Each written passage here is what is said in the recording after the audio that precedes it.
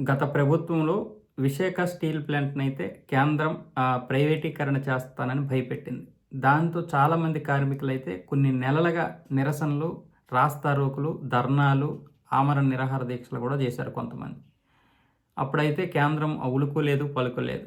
అయితే ఈసారి చంద్రబాబు నాయుడు మొన్న మోదీని కలిసినప్పుడు విశాఖ స్టీల్ ప్లాంట్‌కైతే మీరు ఆర్థిక సహాయం చేయాలని చెప్పడంతో నిన్న క్యాబినెట్‌లో ఒక నిర్ణయం తీసుకున్నారు. విశాఖ స్టీల్ ప్లాంట్‌కి ఆర్థికంగా సపోర్ట్ చేయాలని 11,500 కోట్ల రూపాయలైతే ఆర్థిక సహాయం చేయడానికైతే కేంద్రం ముందుకొచ్చింది. ఆల్రెడీ ఆ నిధుల్ని సెపరేట్‌గా కేటాయించారు. త్వరలో విడుదల చేయడానికైతే కేంద్ర ప్రభుత్వం అయితే అన్ని ప్రణాళికలు రచిస్తుంది.